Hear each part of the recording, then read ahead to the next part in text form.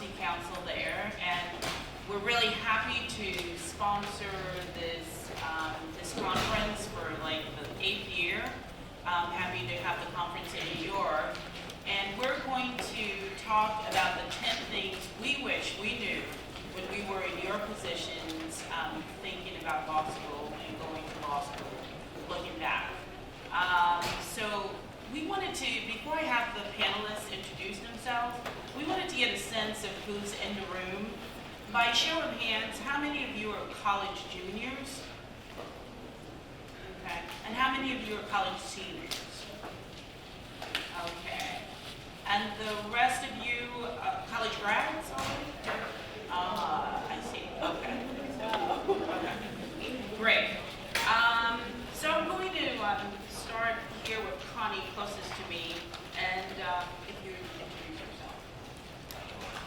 Good afternoon. My name is Connie Taylor. I'm a partner at NBPLC.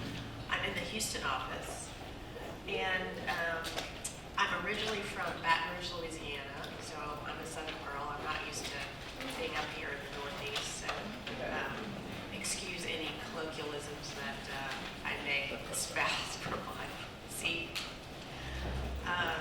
I went to the University of Houston for college, and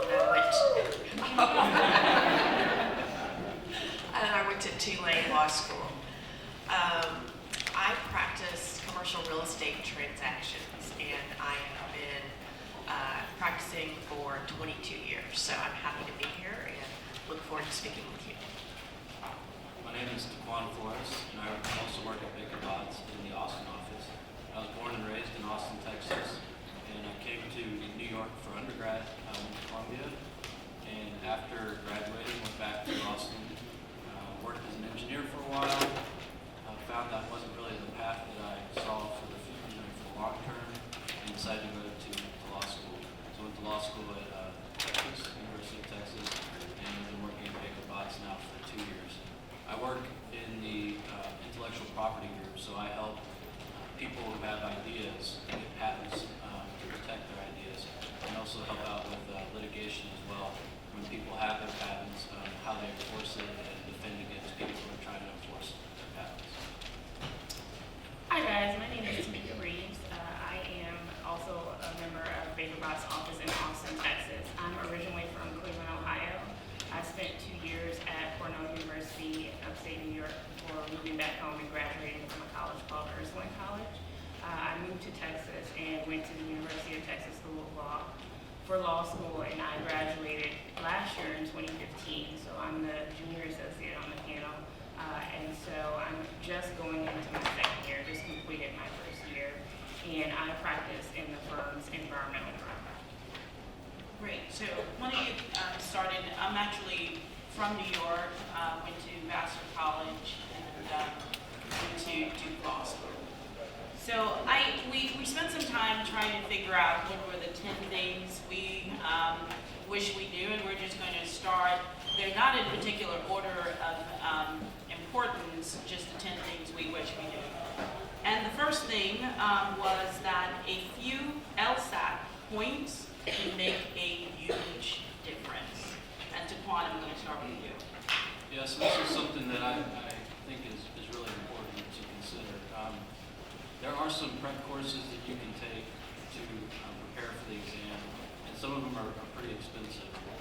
But there are scholarships available that you should look into and really consider an investment to take the time to learn how to prepare for this exam.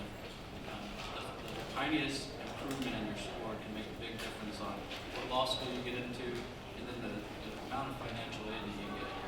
Most law schools are going to have a matrix, and it's going to have your GPA and your LSAT score, and that's going to determine whether you can't hear? Sorry. So it's really important to prepare for the LSAT exam and to get those extra points. So take the prep class if you can.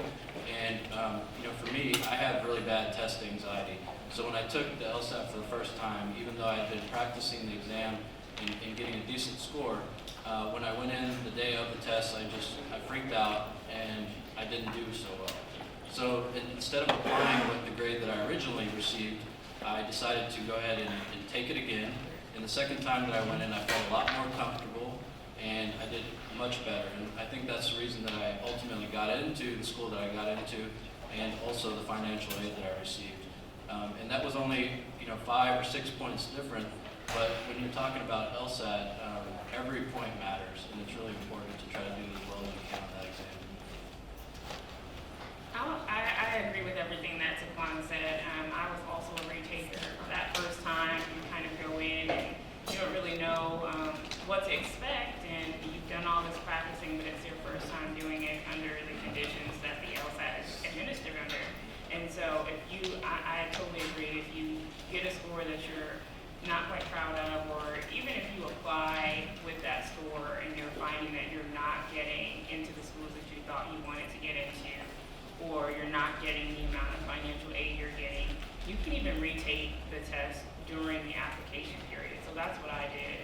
I had already applied, I took the test in September, my scores came back, and I just called the law schools and asked them to hold their decision on my application, and I retook it in December. So even if you're already in the application process, don't be afraid to sign up for and retake the test. A few points make a huge difference as far as admission to the better schools, and then the amount of at least merit-based financial aid you get, and that's a huge deal.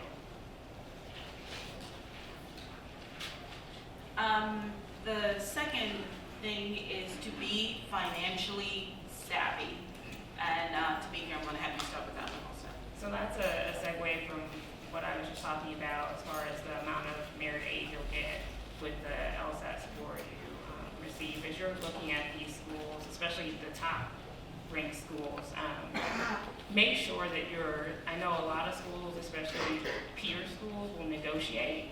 So even after you've retaken your LSAT and you've gotten a better score and you're finding that you're getting good financial aid offers from good schools, start sending those offers to the other schools.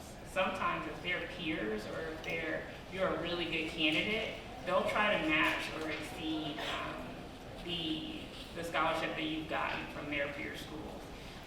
Law school is really expensive, and so my best advice is to make sure that you're getting all of the financial aid that you could possibly get to go. Especially to the better schools, they're very expensive. So make sure you're looking at negotiating the package that you get directly from the schools. You're looking at outside scholarships. And then even after you start, continue to look. There are certain scholarships that are available for students that are entering law school. And then after you establish yourself after your first year, there are scholarships that you can get going forward for your second and third year. So make sure you're looking at all the opportunities to get as much help as you possibly can so that you're starting on a good foot when you graduate without a ton of student loan debt.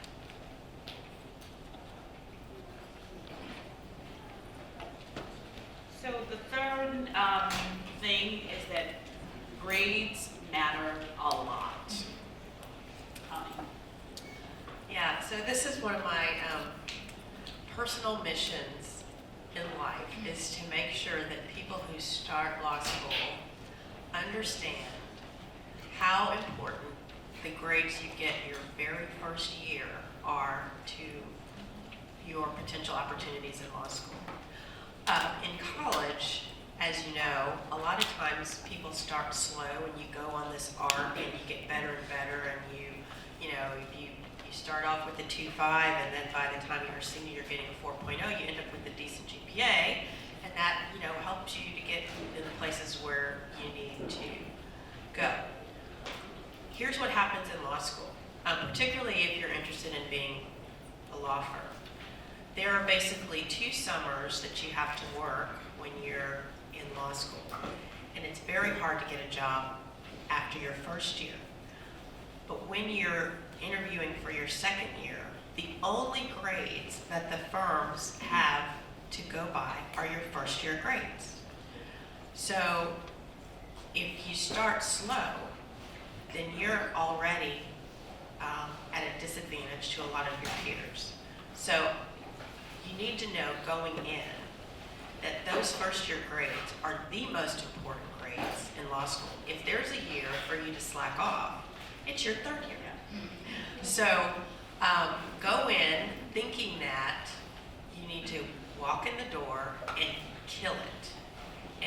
whatever it takes for you to do that, you need to go in thinking, I have to kill it, not I'm going to get by, not I'm going to pass, I'm going to kill it. And that's the attitude that you need to have, particularly in your first year. Yeah, I'll add to that and emphasize the first semester especially, because after your first semester, those are the only grades that you have to get a job opportunity for the first summer. And if you get that first job opportunity and prove that you're capable and a hard worker, even if your grades go down a little bit, your second semester, they're still going to give you an opportunity most likely to come back. So that first semester is really important. And I can't tell you how many peers I had in law school that worked so hard in undergrad. You know, they had the 4.0, got into the best law schools, got full ride scholarships, and then they get into law school and they take the foot off the gas.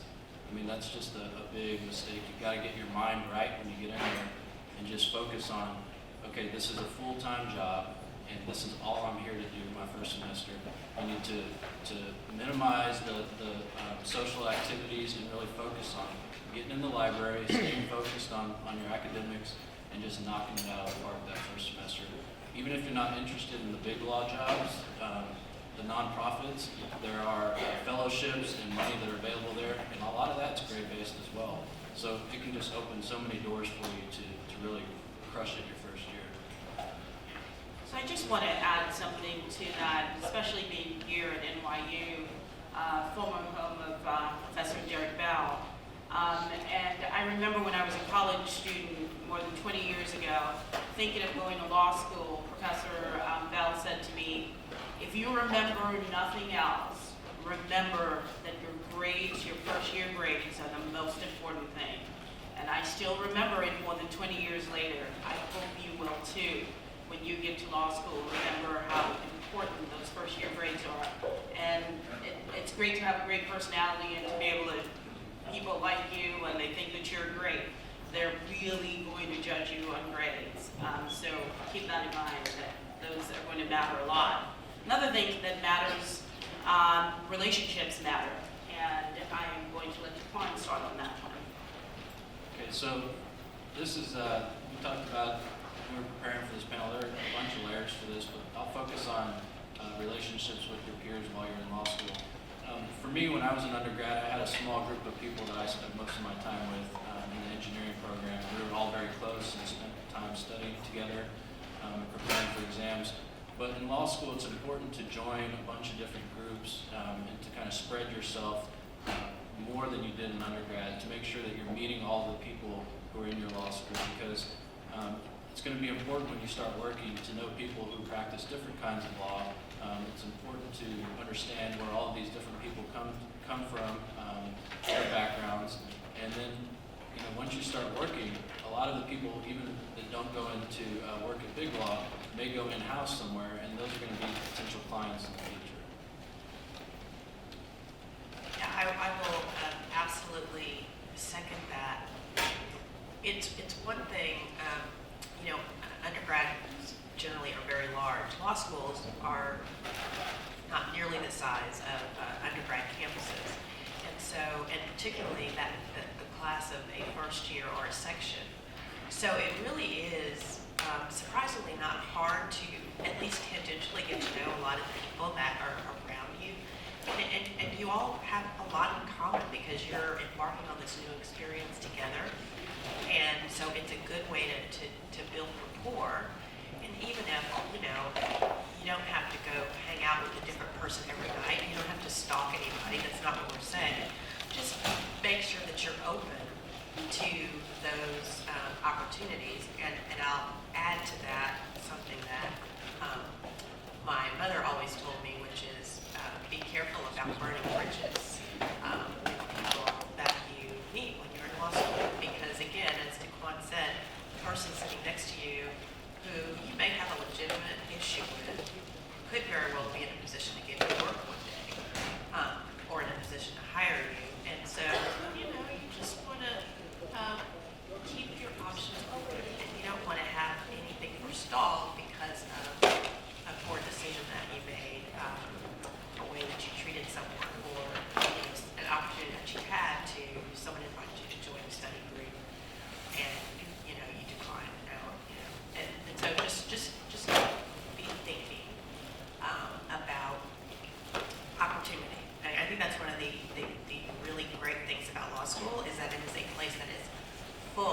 opportunities.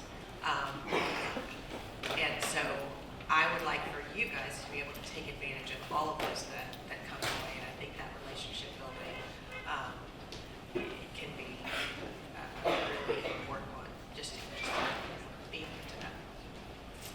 The next thing we're going to talk about, number 5, is that everyone is intimidated. Law school is intimidating. Your first semester of law school is like a scared straight program. It is very, you will feel overwhelmed, you will feel intimidated, and everyone feels that way. Connie, I'm going to ask you to start. So there is the one thing that you need to understand about law school, however you feel about it, and you may have certain anxieties, can I do this? What, not quite sure what to do, but all the people that are sitting around you are in the exact same position you are. Undergrad is over. This is a clean slate, and everybody is starting on the same page.